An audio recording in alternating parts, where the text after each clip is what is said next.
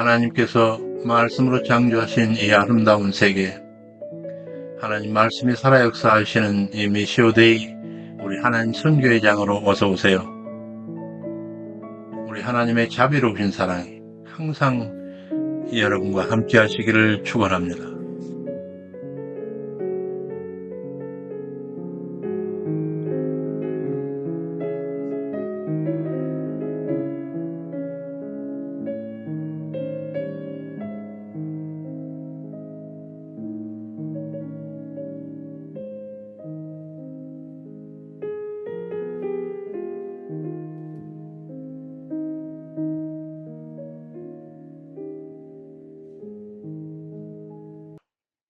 카페 복 있는 자입니다. 왼편 카테고리에서 제3편 제사장나라 출발 제2장 왕정 전환시대 제2절 사무엘 사사시대 말미 연약했던 사사 엘리시대의 문이 닫히고 하나님 기뻐 받으시는 마지막 사사 사무엘이 본격적으로 등장해서 사역하는 장입니다. 오늘은 168번 자료 78번째 강해입니다. 제 교재로서는 구약 중건 145에서 155쪽 성경 본문 사무엘상 5장 1절에서 7장 17절 내용입니다. 지난 시간에는 사무엘이 사사로 소명을 받아 권위가 조금씩 드러나기 시작하던 때 블레셋이 이스라엘에 침공해 왔는데 이스라엘이 그 전투에서 패배하고 맙니다. 그 패전에서 언약궤가 피탈되고 엘리오 두 아들 비느하스와 홈리도 전사합니다. 그 비보를 접하는 순간 엘리가 즉시 죽게 되고 가정이 몰락해버리는 장면을 살폈습니다. 이번 시간에는 블레셋에 피탈되어 갔던 언약궤가 그곳에서 놀라운 역사를 펼쳐 스스로 이스라엘에 귀환해오는 과정과 하나님의 신실한 종 사무엘 사사가 본격적으로 사역을 시작하는 장입니다.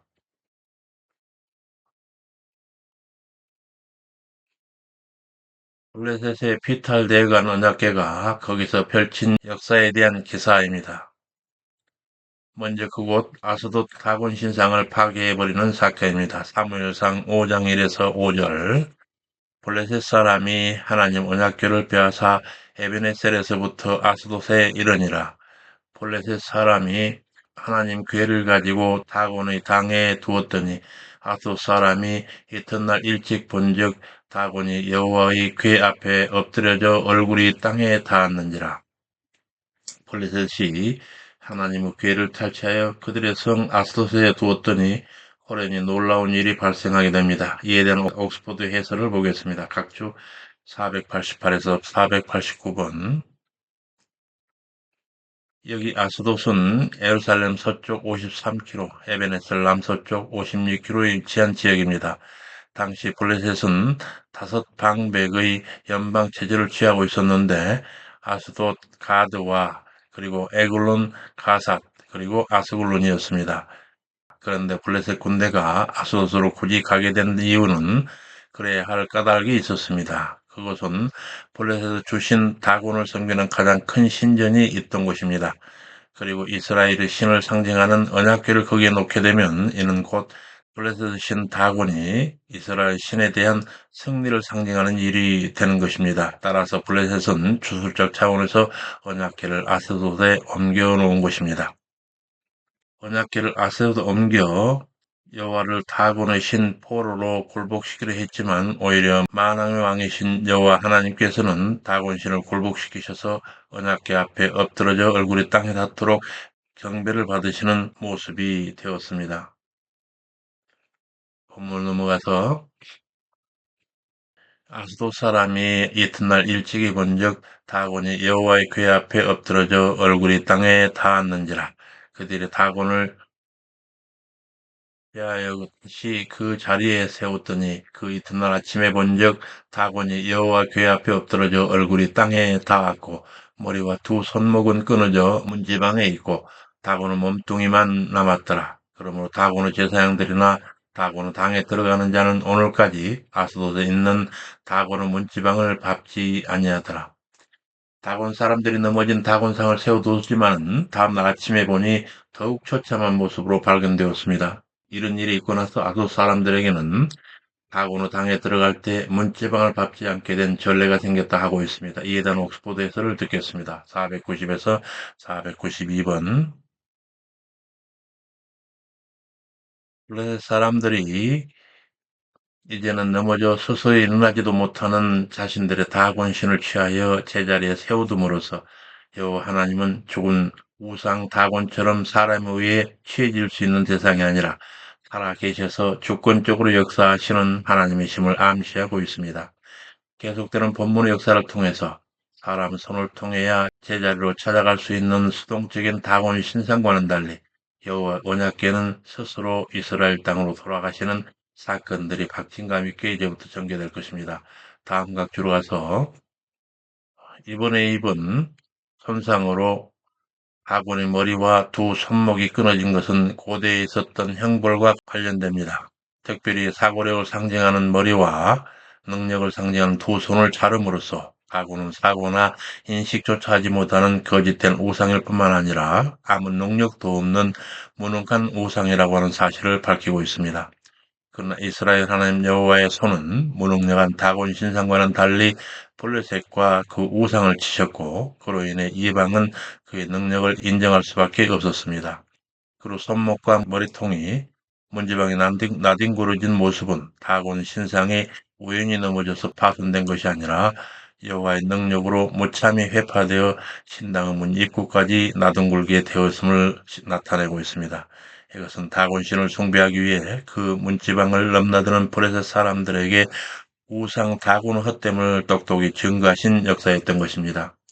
다음 각주로 가서 고대인들은 문지방을 밟는 것은 문지방에 있는 영혼이나 신의 머리를 밟는 것으로서 저주를 받는다 여겼습니다. 따라서 고대인들은 자신들이 섬기는 신들이 임재해 있다 여기던 신전 문지방을 밟지 않고 뛰어넘었습니다.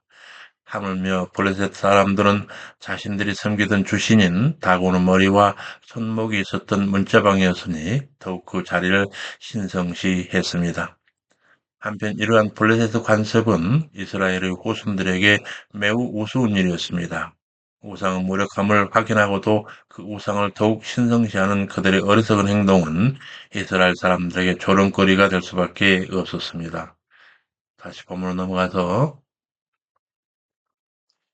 계속되는 재앙으로 블레셋에서 언약궤에 대한 반환 여론이 일어나게 되는데 사무엘상 5장 6에서 12절 여호와께서 독종 재앙으로 더욱 아스돗을 치시니 아스돗 사람들이 여호와 궤를 그들 중에 둘 수 없다고 아우성이라. 블레셋 방백들이 논의 끝에 언약궤를 가드로 옮기더라.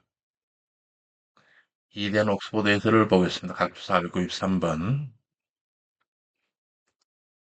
여기 가드는 블레셋의 주요 다섯 도시 중 하나로 아스돗 동쪽 약 20km에 있습니다. 가드는 이스라엘의 가나안 정복 당시 미처 정복하지 못하여 여전히 블레셋의 수중에 있었지만 후에 사무엘에 의해서 일시 회복된 적이 있습니다. 이곳 가드는 골리앗의 고향으로도 유명합니다. 한편 언약궤로 인하여 생긴 하나님의 심판에 대한 블레셋의 대응책은 언약궤를 다른 장소로 옮기는 것이었습니다. 이것은 그들이 독종 재앙 원인을 이스라엘 하나님이 아스도 신당의 다곤신에게 진노한 것으로 오해한 결과였습니다. 그러므로 장소를 옮기면 재앙이 멈추리라 생각했던 것입니다. 그들은 만군의 여호와 하나님을 일개 지역을 관장하는 지역신 정도로 건조하였고 그리하여 그와 같은 무지한 행동은 반복됩니다. 그래서 본문 넘어가서 그러자 이번에는 여호와께서 가드성을 독종으로 치셨고 이 하나님의 궤를 에그론으로 보내니 에그론 사람들이 심히 반발하여 부르짖음에 결국 브레셋 방백들이 모여 언약궤를 이스라엘로 돌려보내기로 결의하였더니 이는 하나님께서 언약궤가 이른 성마다 사망과 독종으로 치사 사람들의 부르짖음이 하늘에 사무쳤습니다. 이와 같은 하나님의 언약궤 사역에 대해서 옥스포드 해설을 보겠습니다. 각주 494에서 495번. 또 여기서 에그로는 블레셋 다섯 도시 국가 중 하나로 아스돗 북동쪽 약 18km에 있었으며 내륙에서는 약 29km 떨어진 지역입니다. 지정학적으로 블레셋 다섯 도시 국가들 중 이스라엘과 가장 근접한 곳에 위치한 에고로는 이미 여호와의 괴가 아스돗과 가드에 재앙을 내렸다는 소식을 접하고 있었기 때문에 괴가 들어오는 것을 반대하였습니다. 에그론의 주신을 성경은 바알 세봅이라 하고 있는데 그것이 오래전부터 이어졌다면 당시에도 바알 세봅을 숭배하고 있었을 것입니다. 그렇다면 당시 블레셋 지도자들은 바알세부의 신전으로 하나님의 궤를 옮겨 그 힘으로 이스라엘 신의 능력을 억제하려 했던 것으로 볼 수 있습니다. 그러나 정작 에고론 사람들은 지금까지 있었던 다른 도시들의 재앙 결과를 보고 하나님의 권능을 자신들의 힘으로는 제어할 수 없으며 오히려 더 큰 재앙이 임할 것이라 생각하여 언약궤 유입을 극구 거부하였던 것입니다. 다음 각주로 가서 그들의 부르짖음이 하늘에 사무쳤다 하고 있는데 독종으로 인한 블레셋 사람들 그 부르짖음이 하늘까지 올라갈 정도로 심했다는 것을 나타내고 있습니다. 그렇기 때문에 하늘은 공간적 개념에서의 창공이 아니라 인간 세계가 가지고 있는 세속성과 한계성을 초월한 거룩한 장소라는 의미를 지니고 있습니다. 이런 측면에서 본문의 하늘은 능력의 세계를 나타내고 있습니다. 한편 가나안의 신중에서도 바알과 같이 폭풍과 구름의 신으로 묘사되는 대상이 있었던 것으로 보아 그들에게도 하늘을 신성시하는 신앙적 관념이 있었다 볼 수 있습니다. 성경은 하늘을 하나님의 처소가 있는 곳으로 비유하는데 이는 블레셋 사람들도 하늘을 하나님 계시는 거룩한 장소로 이해하고 그 능력을 향해 간구했다는 말이 됩니다. 그렇다고 해서 그들이 진정으로 하나님만을 의지했다는 것은 아닙니다. 그들은 다신론적 사고에 젖어 있었기 때문에 유일신 하나님만을 인정하는 바른 신앙을 가진 것이 아니라 단지 현재의 고통에서 벗어나려는 방편으로 하나님께 부르짖었다 볼 수 있는 것입니다. 본문 넘어가서 블레셋의 언약궤에 반한 결정과 반한 방법에 대한 기사가 펼쳐집니다. 사무엘상 6장 1에서 9절 여호와의 궤가 블레셋에 있은 지 7달이라. 이 7달에 대한 옥스퍼드 해설부터 보고 가겠습니다. 각주 496번. 본문은 여호와의 궤가 머물렀던 기간을 7달이라 명시하고 있습니다. 여기서 이 7은 물론 객관적인 기간을 나타내어 그 사건이 허구가 아니라 실제 있는 역사적 사건임을 보여주고 있습니다. 그런 한 걸음 더 나아가 보면 일곱이 완전함, 신성 등을 상징하는 숫자라는 점에서 볼 때 본서의 저자가 굳이 이를 기록한 것은 하나님의 손이 블레셋을 치신 7달 동안 블레셋이 완전히 하나님 주권에 불복하였음을 나타냄과 동시에 궁극적으로는 하나님 진노의 기간이 채워졌고 하나님의 징계가 완결되었음을 보여주기 위함이라 할 수 있습니다. 30번으로 넘어가서 블레셋 사람이 제사장들과 복술자들을 불러 모아 이르기를 여호와의 궤를 어떻게 본초로 보낼 것을 이르라 하였더니 이에 그들이 일러가로되 그리하려거든 거저 보내지 말고 속건제를 드려야 할지니 그리하면 병도 낫고 그 손을 너희에게서 옮기지 아니하는 연고도 알리라. 블레셋 방법이 수요대로 금독종 5과 금지 5이라야 하리니 너희에게 내린 재앙이 일반임이라. 여기 블레셋의 여호와 언약궤 기환과 관련하여 블레셋 제사장들과 복술자들이 속건제를 드리라 제안하는 그들이 생각하는 예물에 대하여 옥스포드가 해설합니다. 각주 497에서 500번. 당시 근동 사람들이 신을 경배할 때 예물을 필수적인 것으로 생각했다는 점에서 볼 때 하나님께 예물을 드린 것은 블레셋 이방 종교인들이 이스라엘 하나님을 신으로 인정하는 것이며 언약궤를 불법적으로 탈취했으므로 여호와의 진노를 풀어드리기 위하여 예물을 함께 돌려보내겠다는 의지가 담겨 있는 것입니다. 이러한 언약궤 송환 과정은 블레셋과의 아벡 전쟁에서 궁극적으로는 이스라엘을 하나님이 승리하신 것임을 간접적으로 시사하고 있습니다. 여기서 속건제는 문자적으로 죄를 인정한다는 유죄를 의미합니다. 그런데 이 단어가 제사 개념과 연결될 때는 모든 율법을 범한 죄를 속죄하기 위하여 드리는 제사인 속죄제와 구별되어 특별히 하나님의 성물이나 남의 물건을 범한 죄를 속하며 배상 의미까지 첨가한 속건제를 의미하고 있습니다. 다음 각주로 가서 여기 블레셋의 제사장들과 복술자들이 이스라엘 신에게 속건제를 드리고자 한 이유가 분명히 드러나 있습니다. 그건 첫째, 속건제로 인하여 여호와의 진노가 풀려서 독종장이 멈추기를 기대하는 것이며, 두 번째로 속건제로 인하여 독종장이 멈추면 그런 재앙이 언약궤로 인한 하나님의 진노의 결과였음을 분명히 파악할 수가 있겠다 함입니다. 이로 볼 때 블레셋 사람들이 성경이 말하는 속건제의 의도와 목적을 바로 알고 그 규례대로 제사를 드린 것이 아니라 단순히 보상과 더불어 진상 규명의 차원으로 제사를 드리고 있음을 알 수 있습니다. 다시 다음 각주로 가서 블레셋 제사장들과 복술자들은 재앙에서 벗어나기 위해 속건제의 제물을 제한하고 있습니다. 두 가지 속건제 제물 중 하나인 독종, 히브리어로서 오플레는 그처럼 종기라고 하는 히브리 오펠의 연계형인데 이 종기를 조금 의학적으로 보면 패스트를 말하고 있는데 그 매개체가 쥐입니다. 이는 곧 블레셋에 내린 여호와의 재앙을 형상화하여 값지게 하여 금으로 만든 금독종 5과 금지 5입니다. 여기서 다섯 또한 블레셋 주요 성읍인 아스돗, 아스글론, 가사, 가드, 에글론을 의미하고 있습니다. 결국 이는 블레셋 범죄에 대한 하나님의 재앙이 블레셋 전역을 휩쓸었고 그에 대한 회개가 블레셋 모든 지역으로부터 말미암았음을 드러내고 있습니다. 이를 정리해보면 블레셋 사람들이 독종을 제물로 만든 것은 자신들의 재앙으로 받았던 종양을 형상한 것이며 지우 형상을 만들었다는 것은 쥐가 패스트를 전염시키는 원인이라는 사실을 알고서 취한 행동이었을 것입니다. 다음 각주로 가서 그들에게 내린 재앙이 일반이라 함에 있어 이 재앙이라고 하는 히브리어 마케파가 이스라엘이 아벡 전투에서 블레셋에 패했을 때는 살육으로 번역되었습니다. 이는 이스라엘이 전쟁에서 크게 패했던 원인과 블레셋의 재앙을 받은 원인이 동일함을 가르쳐주고 있습니다. 이로써 하나님은 선민 이스라엘이든지 이방 백성이든지 당신의 뜻을 거스르는 죄악에 대해서는 동일한 심판을 내리신다는 사실을 알 수 있습니다. 이를 통해 선민이라는 사실 자체가 하나님과 합평한 관계를 유지하는 무조건적인 수단은 아니며 선민으로서 하나님께 순종하는 구체적이고 성실한 삶을 보여야 한다라고 하는 사실입니다. 다시 본문 넘어가서 블레셋 방배구 수요대로 금독종 5과 금지 5이라야 하리니 너희에게 내린 재앙이 일반임이니라.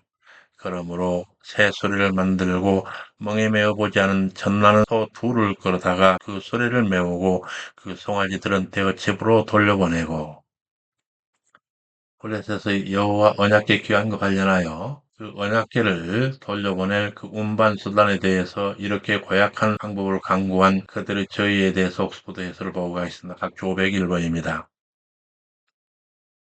먼저 한 번도 멍에를 메어보지 않은 전나는 어미소들에게 성전 처음 멍에를 메게 하고 더군다나 새끼들을 떼어 돌려보내고 수레들을 끌게 하는 것은 어미소들에게는 감당할 수 없는 상황이기 때문에 이처럼 수레가 앞으로 진행하지 못하도록 방해하는 조건들을 만들어서 하나님의 뜻인지 아닌지를 확인하려고 하는 그 저의가 숨어 있습니다.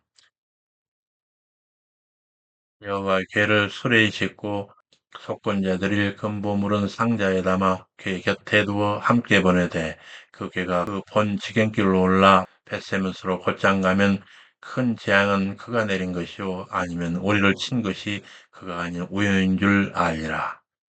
이에 대한 옥스포드 해설을 듣겠습니다. 각주 502번입니다. 여기 벳세메스 히브리어 베트쉐메스는 태양이라고 하는 히브리어 쉐메스와 집이라고 하는 히브리어 베트의 복합으로 태양의 집 혹은 태양의 신전이라고 하는 뜻을 지닙니다. 이는 단의 북쪽 경계이자 예루살렘에서 24km 떨어진 레인의 성읍이고 지리적으로 구릉 지역 서쪽에 위치하였습니다. 이곳은 블레셋에서 볼 때 고개로 올라가야 하는 곳에 위치하여 한 번도 멍에를 매지 않은 염소가 그것도 제 새끼들을 떼어둔 채 수레를 끌고 이곳까지 올라간다는 것은 사실상 불가능한 일이었습니다. 그렇게 블레셋 사람들은 이 암소들이 벳세메스로 향하여 가는 것의 여부를 자기들의 땅에 임한 재앙이 하나님의 진노인지 우연에 의한 것인지를 확인하는 증거로 채택한 것입니다. 네, 본문으로 넘어가서 언약궤의 벳세메스 귀한 기사입니다. 언약궤 수레를 끈 새끼를 둔 두 암소 이야기입니다. 사무엘상 6장 10에서 16절 그들이 그 말대로 전나는 소 둘을 끌어다 수레를 메우고 송아지들은 집에 가두고 여호와 궤와 금지와 독종의 형상을 담은 상자를 수레 위에 실으니 암소가 벳세메스 길로 향하여 대로로 가며 갈대 울고 좌우로 치우치지 아니하였고 블레셋 방백들은 벳세메스 경계까지 따라왔더라. 벳세메스 사람들이 골짜기에서 밀을 베다 들어온 궤를 보고 기뻐하더니 들어가 벳세메스 사람 여호수아밧 큰 돌에 이르러 선지라. 언약궤가 귀환하던 광경에 대해서 옥스포드 해설을 보겠습니다. 각조 503에서 505번. 블레셋 사람들은 어린 송아지들을 어미와 만나보지 못하도록 가두어 놓음으로써 어미소들의 모성애를 자극하였습니다. 이러한 모성애는 동물의 본능 중에서도 가장 강한 것입니다. 집에 갇힌 송아지들이나 어미소들은 서로 찾느라 울부짖었을 것입니다. 그리고 일반적이라면 이런 상황에서 여미소들은 당연히 발걸음을 옮기지 못할 것이므로 블레셋 사람들은 이렇게 해서 자신들에게 임했던 재앙이 우연이었음을 확인하려 기대했던 것입니다. 다음 각주로 가서 예측대로 어미소 울음은 초연했습니다.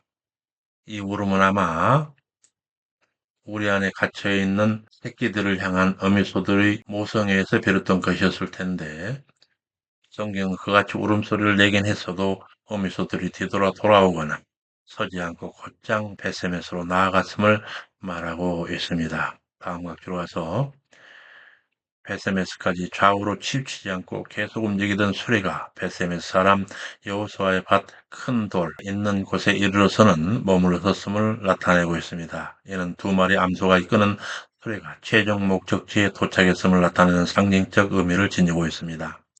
이스라엘이 언약궤를 빼앗긴 장소의 이름은 에벤에셀, 도움의 돌이었음을 상기해 볼 때 이 장면에서 우리는 언약궤를 사용하여 구원을 이루어버리던 인간의 모든 시도는 실패하였지만 오로지 하나님은 당신의 주권적 의지에 의해서 역사하시는 주라고 하시는 사실을 발견하게 됩니다.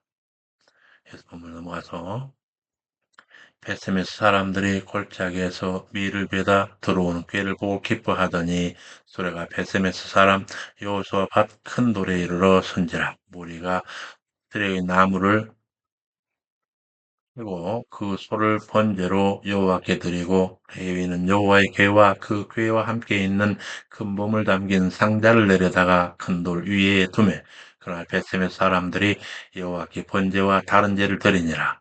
블레셋 다섯 방백이 보고 그날 에그론으로 돌아가더라.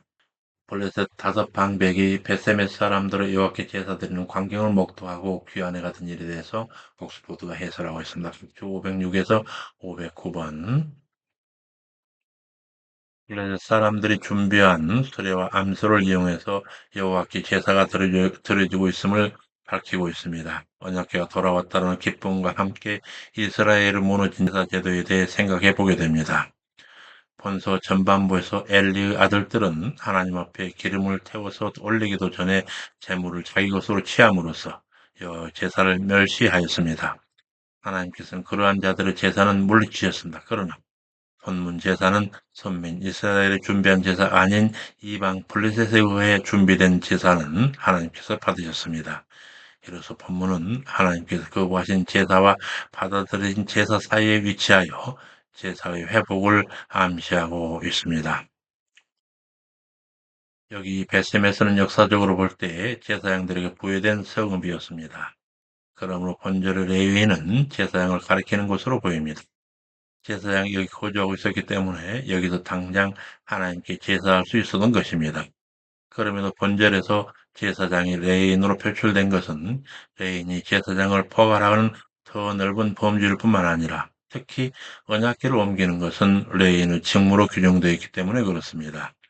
이처럼 돌아오는 언약궤를 맞이한 성읍이 레인이 거주하던 성읍이었다는 사실은 하나님의 특별한 섭리로 보입니다. 만일 그곳에 레인이 없었다면 율법에 의해 레인만 언약궤를 옮길 수 있었을 것이므로 언약궤를 내릴 수도 제사를 드리는 것도 불가능하였을 것입니다. 이 여호와의 언약궤가 블레셋에서 그 사람들 손에 의해 수레에 실렸지만 여기서는 레인에 의해 내려지고 있습니다. 이는 하나님 언약궤가 이방의 손에서 무분별하게 다루어지다가 이스라엘 땅에 돌아와서 비로소 레위 제사장들에게 온전하게 취급받고 있음을 나타내고 있습니다. 다음 각주로 가서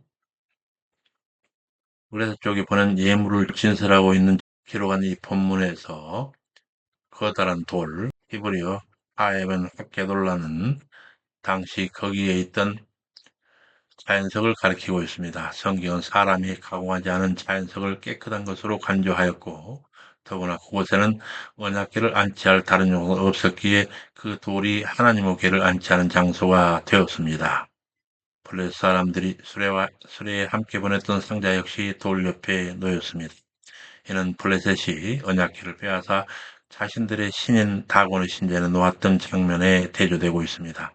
그때 블레셋은 자신의 신이 이스라엘 신을 이겼다고 생각했습니다. 그러나 결론적으로는 블레셋은 모든 백성과 방백들과 재앙을 상징하는 이 상자가 여호와 궤 옆에 놓임으로써 여호와 하나님이야말로 참신이심을 증거하고 있습니다. 다음 각주로 가서 블레셋의 지도자들이 여호와의 궤가 이스라엘 한 지역에 무사하게 도착한 것과 거기서 번제가 드려진 것을 목격했음을 보여주고 있습니다. 블레셋 방백들이 되돌아간 것은 바로 그날이었는데 이는 베셈에서 사람들이 번제와 제사를 드린 그날에 블레셋 방백들이 일어난 모든 상황을 보고 돌아갔음을 나타내고 있습니다. 결국 블레셋의 5방백은 자신들에게 임했던 모든 재앙이 여호와 진노 때문이라고 하는 결론을 내리지 않을 수 없었을 것입니다. 본문 넘어가서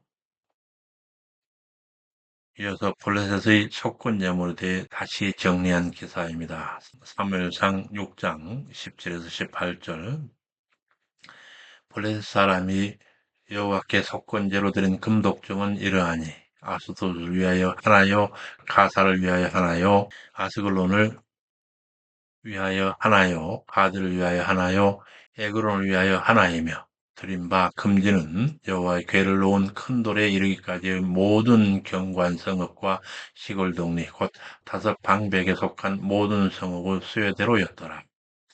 블레셋 족속들이 봉헌한 이 기이한 헌물에 대해서 옥스포드에서를 보겠습니다. 각조 510번입니다. 여기서 금독정은 단지 5만을 만들었지만 금주는 술사들이 명한 5보다 훨씬 더 많은 수요를 만들었음을 뜻하고 있습니다. 블레셋의 5왕들이 다스리던 모든 지역 요새화된 토성만 아니라 시골의 작은 마을들을 위해서도 그 숫자대로 각각 한 마리씩 금지를 만들어 속죄 예물을 보냈음입니다. 그래서 공동체 전체가 하나님 징계를 받았음을 뜻하고 있습니다. 이는 온 땅이 다 주의 소유라는 점을 드러내는 상징적 사건이라 할 수 있을 것입니다. 본문 넘어가서 금제는 여호와의 궤를 놓은 큰 돌에 이르기까지 모든 견고한 성읍과 시골 동네 곧 5방백에 속한 모든 성읍의 수요대로였더라. 그 돌은 베세메스 요소밭에 오늘까지 있더라. 그런데 귀환한 바로 그 베세메스에서의 언약궤 재앙이 일어납니다. 사무엘상 6장 19에서 7장 7절 베세메스 사람들이 여호와 궤를 들여다본 거로 그들을 치사 70인을 죽이신지라 큰 살육으로 백성이 애곡하였더라. 베세메스 사람들이 가로되 이 거룩하신 여호와 앞에 누가 능히 서리요 그를 우리에게서 네게로 가시게 할고. 여기서 베세메스인들의 언약궤를 들여보다 여호와께서 진노하여 지신 관계로 70명 또는 5만 70명을 죽이시는 대장이 일어났다 하는데 이에 대한 옥스포드 해설을 보고 있습니다. 주 511에서 513번. 성경은 여호와의 임재를 상징하는 언약궤와 같은 성물을 경솔히 다루지 말라 경고하고 있습니다. 민수기 4장 20절에 여호와의 성물을 보기만 해도 죽으리라 경고하고 있으며, 사무엘하 6장 6에서 7절에서는 우사가 제사장의 신부님에도 언약궤를 잘못 다루어 죽음을 맞이하는 장면이 등장하게 됩니다. 본문의 베세메스인들이 그 경솔한 행동 결과도 하나님 진노로 이어져 죽음을 당하는 장면으로 끝나는데, 이는 하나님은 홀로 영광 받으시는 분이시며 인간은 철저히 하나님과 구분되는 자라고 하는 점을 드러내는 결정적 증거입니다. 이때 죽은 사람의 수요에 대해서 이견이 있습니다. 한글 개역 성경은 5만을 가로로 하고 70인을 오로 번역한 것 역시 사본상의 문제로 학자들 간의 의견이 분분하기 때문에 이렇게 표기한 겁니다. 오만이라고 하는 히브리어 하미심 엘레프 이슈가 없는 사본들이 존재하며, 루터 성경도 이를 따라 그냥 70인이 죽은 것으로 기록하고 있습니다. 또한 당시 정황으로 볼 때도 베세메스에서 살던 사람들이 그렇게 많지 않았다고 여겨지고, 바로 그런 까닭에 이건 잘못 기록된 것이라고 볼 수 있다고 주장되고 있습니다. 감각주로 가도 하나님의 재앙이 블레셋만 아니라 당신의 법을 순종치 않은 이스라엘에도 동일하게 나타난 점을 분명히 하고 있습니다. 실제로 하나님께서는 벳세메 사람들을 죽임으로 독종으로 징계하시던 블레셋보다 더 크게 심판하셨다고 볼 수 있습니다. 이와 같은 재앙의 동일성은 하나 자신의 택한 백성이라 하여 죄가 있어도 무조건 용서하고 복을 주시는 하나님이 아니라고 하는 사실을 명확히 하고 있습니다. 성경은 선민 이스라엘을 할지라도 하나님의 법을 거슬려 순종하지 않으면 하나님 진노 대상이 된다고 하는 점을 명확히 말하고 있으며, 아울러 이방인이라도 하나님의 법을 순종한다면 여호와의 백성에 속한 것이라는 점을 분명히 하고 있습니다. 그런 의미에서 하나님은 지극히 공의로우신 분이십니다. 다음 각주로 가서 SMS인들이 곧 언약궤를 우리에게서 뉘게로 가시게 하고 외치는데, 언약궤를 우선 벳셈에서 여호수아의 밭에 있던 큰 돌 위에 놓았던 것은 일시적인 조치였기 때문에 고정적으로 둘 수 있는 다른 곳으로 옮겨야 했지만, 자신들이 깨끗한 자가 아니란 사실을 하나님의 진노를 통해 알게 된 벳셈의 사람들은 언약궤를 옮기는 것 자체를 주저하게 되는 바로 그런 내용이 되겠습니다. 사자들을 기럇 여아림에 보내어 가로되, 블레셋 사람이 여호와의 궤를 도로 가져왔으니 너희는 내려와서 너희에게로 옮겨가라. 그들이 와서 여호와의 궤를 옮겨 산에 사는 아비나다브 집에 들여놓고 그 아들 엘리야사를 고별하여 여호와 궤를 지키게 하였더니 그날부터 20년 동안 있은지라. 여기서 언약궤가 베세메스에서 기럇 예아림으로 옮겨진 까닭과 기럇 예아림에 있는 아비나다브 집에서 오랜 기간, 곧 20년 동안 안치된 일에 대해서 옥스포드의 해설을 듣겠습니다. 각주 514에서 515번. 기럇 예아림, 히브리어 키리아트 예아림은 성 또는 도시라고 하는 히브리어 끼리아트와 숲이라고 하는 히브리어 예아림의 결합어로 숲의 성읍이라고 하는 의미를 지닙니다.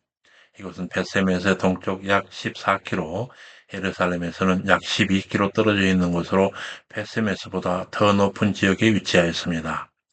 벳세메스 사람들이 기럇 예아림을 언약궤의 보관 장소로 선택한 가장 중요한 이유는 블레셋과의 아벡 전투로 인하여 실로의 성소가 회파되었으며, 또한 실로에는 엘리와 그의 두 아들의 죽음으로 인하여 하나님의 전을 섬길 만한 자가 없었고, 기럇 예아림에는 이에 합당한 자가 살고 있었기 때문으로 보입니다. 또한 간접적으로는 기럇 예아림이 벳세메스와 더불어 블레셋의 판도 내에 있었지만 거리상 블레셋과 좀 더 떨어져 있는 지역이므로 그 지역으로 옮겨서 저들의 신경이 거슬리지 않게 하기 위한 조치일 수도 있습니다. 다음 각주로 가서 다윗에 의해 실제로 언약궤가 예루살렘 다윗성에 옮겨지기까지 약 70년 동안 기럇 예아림에 있었습니다. 따라서 본문의 20년으로 표기하고 있는 이 부분은 언약궤가 기럇 예아림에 옮겨간 때로부터 사무엘의 미스바 회개 운동, 곧 블레셋과의 에베네셀 전쟁 전까지의 기간을 의미한다고 보는 것이 일반적인 견해입니다.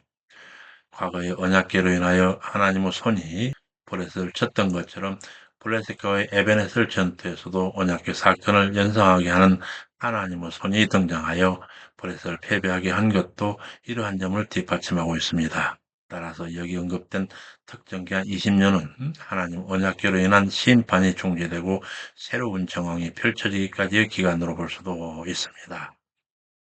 예수 본문 넘어가서 그리하던 동안에 이스라엘 온 족속이 여호와를 사모하니라.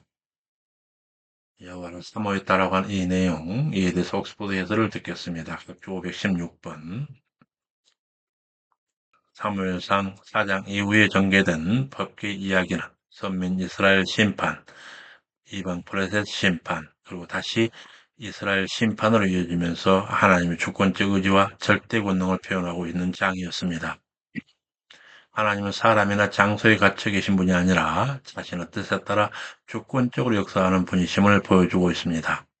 또한 사사시대에서 왕정시대로 넘어가는 과도기에 법궤 이야기가 등장하고 있는 것은 큰 의미를 지니고 있습니다. 이스라엘이 진정한 왕이신 여호와의 임재 상징인 언약궤가 이스라엘에 이용당하여 블레셋으로 피탈되었지만 언약궤 상징의 실체이신 하나님께서는 블레셋을 물리치사 사사나 왕이 없던 당시 이스라엘에게 승리를 안기셨습니다. 이는 앞으로 하나님을 세우신 왕이라 한다 할지라도 하나님이 함께 하셔야만 진정한 왕이 될 수 있으며 궁극적으로 이스라엘을 다스리는 왕은 여호와 하나님 한 분밖에 없음을 미리 교훈하고 있습니다. 사무엘의 사역이 본격적으로 시작됩니다. 사무엘의 회개 촉구와 이스라엘 백성의 미스바 대성의 관련 기사입니다. 사무엘상 7장 3절에서 6절. 사무엘이 이스라엘 온 족속에게 일러 가로되 너희가 전심으로 여호와께 돌아오려거든 이방신들과 아스타롯을 너희 중에서 제하고 너희 마음을 여호와께로 향하여 그만을 섬기라. 너희를 블레셋 사람의 손에서 건져내시리라. 이에 이스라엘 자손이 바알과 아스타롯을 제하고 여호와만 섬기니라. 이에 대한 옥스포드 해설을 보겠습니다. 각주 517번. 여기서 아스타롯은 가나안 최고 여신입니다. 최고 남신 바알과 더불어 가나안의 대표적 우상으로 타산과 전쟁 여신으로 알려져 있습니다. 이는 바알과 더불어 이스라엘이 가나안에 정착한 초기부터 받아들였던 우상이었습니다. 아수르 여신 이슈타르가 바로 아스타로스로서 헬라 시대는 미의 여신 아브로디테라는 이름으로 숭배되기도 합니다. 해서 한번 넘어가서 이 이스라엘 자손이 바알들과 아스타로스를 제하고 여호와만 섬기니라. 사무엘이 일러 미스바에 모이라 하며 백성이 모여 물을 길어 여호와 앞에 붓고 금식하며 죄를 회개하였고 사무엘이 거기서 백성을 위해 기도하며 다스리니라. 여기 미스바 회개운동에 대한 옥스포드 해설을 살피겠습니다. 각주 518에서 520번. 물을 길러 붓는 행동은 사막에 살아남기 위해 항상 반복되어 했던 일상이었습니다. 그런데 이와 같은 행위를 자신들의 육체적 필요 때문이 아니라 영적 필요에 따라 행했다고 하는 것은 그 의미가 매우 큽니다. 특히 본문은 물을 붓는 장소를 요 앞에라 함으로써 그들이 행하는 의례가 제의적임을 분명하게 표현하고 있습니다. 이와 같이 물을 깃는 행동, 특히 요 앞에 물을 붓는 행동이 나타내는 구체적 의미가 무엇인지는 정확히 알려지지 않았습니다. 그러나 본절에서 물을 붓는 행동과 더불어 금식과 죄에 대한 고백이 이어짐을 볼 때 이는 회개와 연관된 것은 분명해 보입니다. 신약에서는 물 세례가 죄를 회개하고 정결하게 하는 의미를 담고 있으며 에레미야가 2장 19절에서는 너의 마음을 주의 얼굴 앞에 물 쏟듯 할지어다 라고 말하는 것은 하나님 앞에 참된 회개를 촉구하는 말씀입니다. 본문에서도 물을 깃고 여호와 앞에 붓는 이 상징적 행동은 자신의 죄악을 고백하고 사함을 받기 위해 이루어지는 제의적 행위라 할 수 있습니다. 다음 각주로 가서 미스바에서 일어난 이 회개 운동은 대제사장 엘리 사후 특별한 영적 지도자 없이 자기 뜻대로 살아가던 이스라엘 백성들을 돌이켜 하나님 말씀에 순종하게 하였던 사무엘이 모든 이스라엘로부터 영적 지도자로 인정받게 되는 사건이었습니다. 그때 사무엘이 백성을 미스바에 소집하였는데 이 소식이 블레셋에 전해지자 이에 그들이 침공에 들어오매 에베네셀 전투가 벌어집니다. 사무엘상 7장 7에서 14절 이스라엘이 미스바에 모였다는 소식을 듣고 블레셋이 공격에 들어오매 백성들이 들어오 사무엘을 찾아 기도를 청하니라. 이에 대한 옥스포드 해설을 듣겠습니다. 학교 521번. 어떤 경로로 미스바 대성의 소식이 블레셋에 알려졌는지는 기록되지 않고 있지만 당시 전 이스라엘의 민족적 회개 운동은 인근 이방 민족들에게 알려질 정도로 거대한 운동이었음이 분명해 보입니다. 그리고 이 소식을 블레셋 사람들이 듣고 군대를 소집하여 이스라엘을 공격하는 것으로 볼 때 미스바 금식 회개 운동은 며칠로 끝난 단기간 사건이 아니라 오래 지속된 장기간 사건으로 추정됩니다. 한편 이 상황은 4장에서의 이스라엘과 블레셋 아벡 전투 때와는 반대되는 상황입니다. 즉 이스라엘이 여호와의 궤를 앞세우고 출전했을 때는 블레셋의 그 사실을 알고 두려워했지만 이제는 이스라엘 백성들이 블레셋 공격 소식을 듣고 두려워하고 있습니다. 그러나 앞선 아벡 전투에서 두려워하던 블레셋이 오히려 이스라엘을 이겼던 것처럼 본문에서 두려워하던 이스라엘이 블레셋을 이길 것임을 시사하고 있습니다. 본문은 블레셋의 공격 소식을 듣는 것만으로도 떨고 있는 이스라엘의 연약한 모습을 드러내고 있는 동시에 앞으로는 그 연약한 모습 속에 능력으로 임하실 여호와를 기대하게 합니다. 본문 넘어가서 사무엘이 번제를 드릴 때 블레셋 사람이 이스라엘에 가까이 오매 그날 여호와께서 블레셋의 큰 오래를 발하여 어지럽히시니 그들이 이스라엘 앞에 패한지라. 이스라엘 사람들이 미스바에서 나가 블레셋을 따라 백갈 아래에 이르기까지 쳤더라. 돌을 취하여 미스바와 센 사이에 세워 가로되 여호와께서 여기까지 우리를 도우셨다 하고 그 이름을 에베네셀이라 하니라. 이에 대한 옥스퍼드 해설을 듣겠습니다. 각주 522번입니다. 여기 에베네셀은 도움의 돌이라고 하는 지명입니다. 이는 블레셋과의 아벡 전투 당시 이스라엘이 진쳤던 장소 이름과는 같지만 실제 위치는 다릅니다. 이처럼 지리적으로 다르지만 두 곳 모두 블레셋과의 전투의 장소인데 상반된 결과를 가져왔다는 점에서 상징적으로 서로 관련이 되어 있습니다. 먼저 4장에서 에베네셀에 진친 이스라엘은 아벡 전투에서 블레셋 세력을 무찌르는 야심찬 계획을 가지고 언약궤를 앞세워 싸웠지만 헌신이 생략된 의식만으로 행동한 이스라엘은 오히려 언약궤의 역출애굽이라 불릴 수 있는 언약궤의 피탈을 초래하였습니다. 그러나 본문에서의 베네셀은 하나님의 도우심을 체험하는 장소로 언급되고 있습니다. 이스라엘 운명에 하나님의 도우심의 절대적임을 강조하고 있습니다. 이스라엘이 하나님 백성으로서 가지는 거룩한 영광을 체험한 것은 하나님께 온전한 헌신을 드렸던 미스바트의 성의 순간이었고 이때야 비로소 이스라엘은 하나님의 도움 손길은 완전한 헌신에서 비롯된다라고 하는 사실을 깨닫게 됩니다. 결국 에베네셀은 하나님의 도움을 이끌어내려는 모든 인위적 시도들의 무가치함과 회개와 헌신을 거듭난 삶만이 오직 하나님의 도움을 받을 수 있음을 나타내고 있습니다. 그래서 본문 넘어가서 여호와께서 여기까지 우리를 도우셨다 하고 그 이름을 에베네셀이라 하니라. 이에 블레셋이 굴복하여 다시는 이스라엘 경내에 들어오지 못하였으며 여호와의 손이 사무엘 사는 날 동안에 블레셋을 막으심에 그들이 이스라엘에게 빼앗겼던 성읍이 에그로부터 가드까지 이스라엘에 회복되니 이스라엘이 사방 지경을 블레셋 손에서 도로 찾았고 또 이스라엘과 아모리 사람 사이에 평화가 있었더라.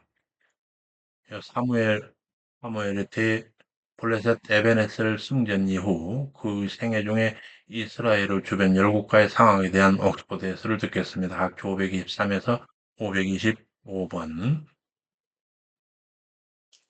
하나님의 제사를 멸시함으로 제사장 직무를 못하고 죽은 엘리의 아들들과 대조적으로 사무엘은 죽는 날까지 하나님 앞에 그 직무를 다했음을 보여주고 있습니다. 사무엘은 시종 하나님 뜻에 합당한 삶을 살았습니다. 다음 각주로 가서 본문 에그론부터 가드까지의 회복을 하고 있는데 이 내용은 블레셋의 주요 성읍인 에그론과 가드를 이스라엘이 정복했다라는 의미가 아닙니다. 이 지역은 이스라엘 서쪽에 위치한 블레셋 영토 일부로 기류적으로는 이스라엘의 가장 근접한 블레셋 땅이었는데 여기서 에그론과 가드를 이스라엘이 뺐다하는 것이 두 성 자체를 뺐다라고 하는 것이라기보다는 그 지역을 경계로 하는 부분을 이스라엘이 얻었다는 의미입니다.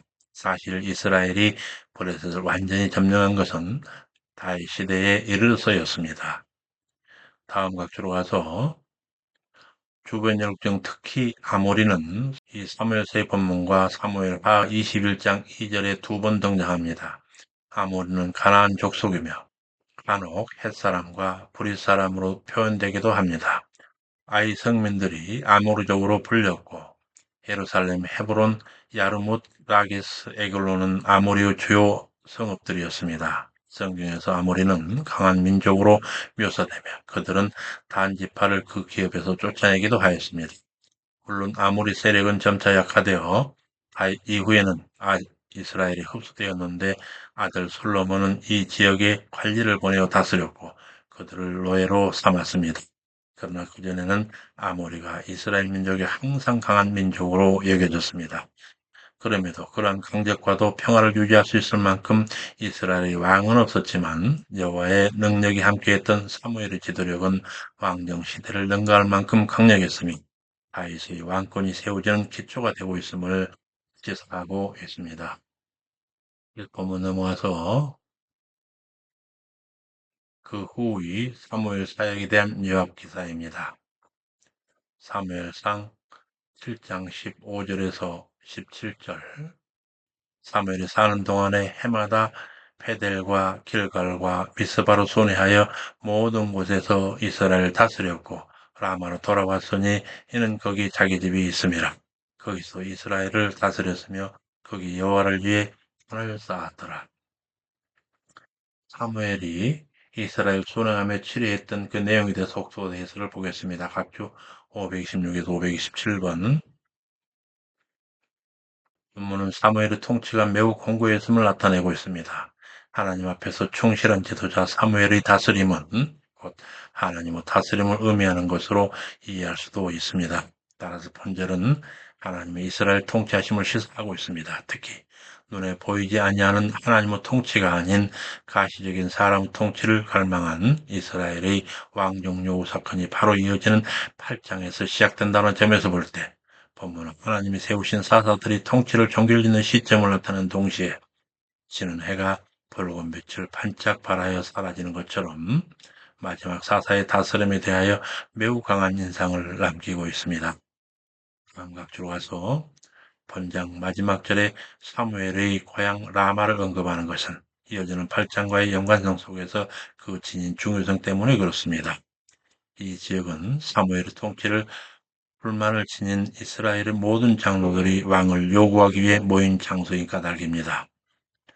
본문은 이어지는 8장의 사건이 라마를 중심으로 펼쳐짐을 시사하고 있습니다. 여기까지 우리는 오늘 대블레셋 아벡전 패배 이후에 부정한 족속 블레셋에 탈취되어 갔던 여호와의 언약궤가 블레셋 온 땅에 재앙을 내려 스스로 이스라엘로 귀환하는 놀라운 역사와 마지막 사사 사무엘이 등장하여 본격적으로 사역하는 장면들을 살폈습니다. 다음 시간에는 사사 사무엘이 늙어갈 때에 백성들의 인간 왕에 의한 강력한 통치를 받고 싶다는 요구가 들끓어 결국 이스라엘에도 여호와의 직접 통치가 아니라 인간 왕에 의한 통치 시기로 전환되는 시기 이야기를 살펴보게 될 것입니다. 수고 많으셨습니다. 우리 하나님의 자비로우신 사랑이 우리의 주 예수 그리스도의 제자된 여러분과 여러분 가정 구성원 각인 각인의 그 영성 위에 항상 충만하시기를 간절히 축원합니다. 감사합니다. 샬롬.